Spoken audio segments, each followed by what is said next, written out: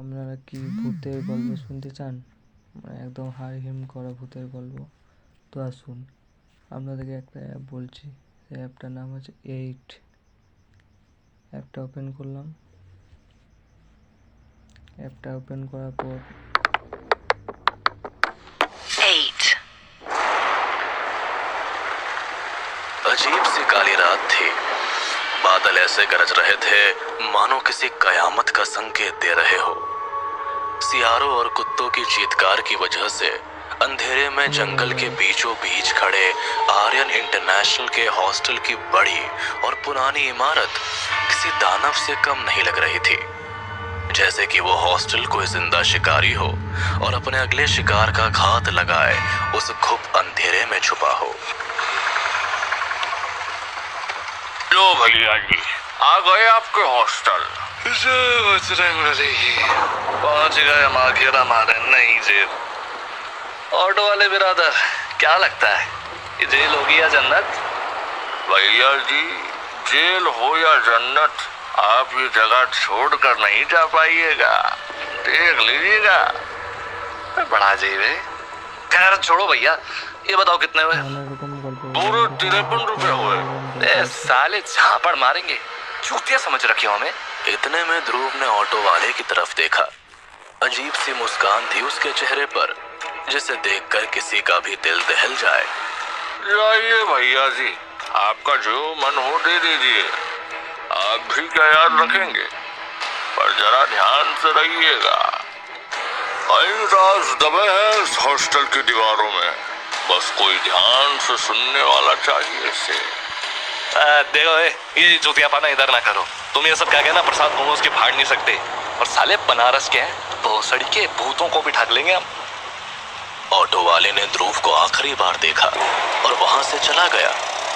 झमझमाती बारिश में ध्रुव और प्रसाद दोनों अपना सामान लिए भागते हुए हॉस्टल के बड़े से लोहे के दरवाजे के पास पहुंचे और उस दरवाजे को खोला। अबे इतनी बारिश में सियारों की आवाज? साले जंगल के बीचों बीच कुत्ते सियारों की आवाज नहीं आएगी तो क्या ट्रैफिक की चीची चीची पीपी पीपी आएगी? आगे बढ़ो अब। पता नहीं चोट क्यों आ गया तेरे साथ यहाँ। अच्छा खासा बाप के गले पे बैठा था आराम से।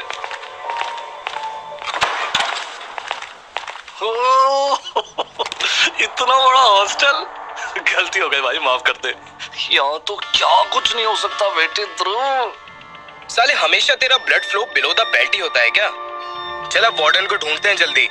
जहां प्रसाद चारों तरफ हॉस्टल की खूबसूरती को देख रहा था, वहीं ध्रुव का ध्यान बस हॉस्टल के वार्डन को ढूंढने में लगा था, ताकि वो जल्द से जल्द अपने कमरे में पहुंच सके। अपनी किस्मत से भागता हुआ ध्रुव कहां पहुंचा था? बनारस के मणिकर्णिका घाट के पंडितों के बीच ध्रुव का जीवन गुजरा।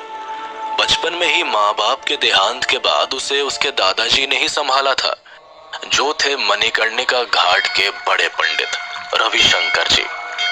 आए दिन लाशें एक साथ 100 चिताएं घाट पर जलते हुए देखना उसके लिए वैसे तो आम थी, पर उसे कभी ये जिंदगी नहीं चाहिए थी, जिस वजह से ध्रुव अपनी ग्रेजुएशन पढ़ाई के लिए अपने दोस्त प्रसाद के साथ देहरादून के हॉस्टल आ गया था।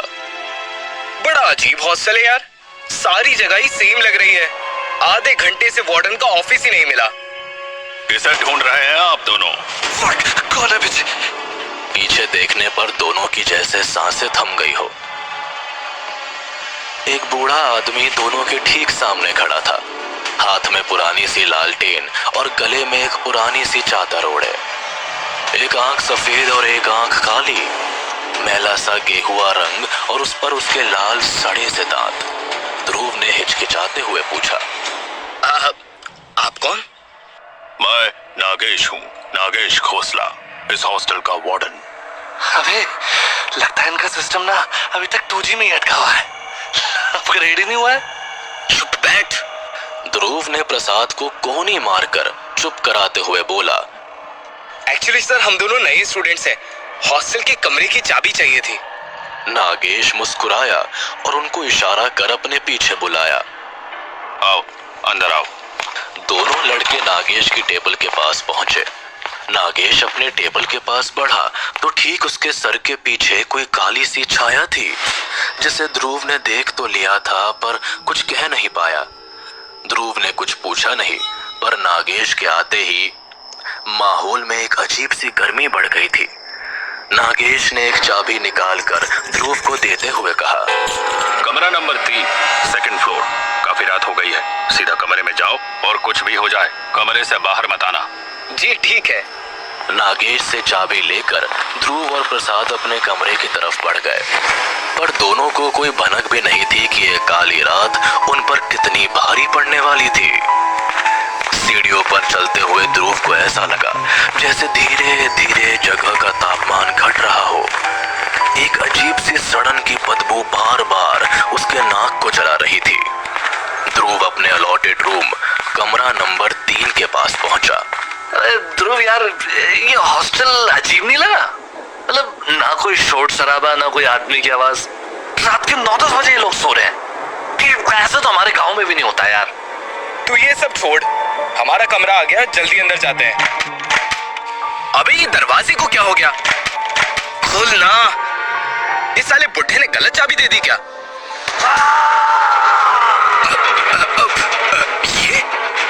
ये किसकी चीख थी? कौन है वहां? बचाओ, मुझे बचाओ, बचाओ। प्रसाद तू यहीं रुक, मैं देखता हूँ क्या मामला है। ये पकड़ा गया है क्या? वार्डन ने रात में भटकने से मना किया थे, भूल गया क्या? मारेंगे तो चौपट। चल यहाँ से।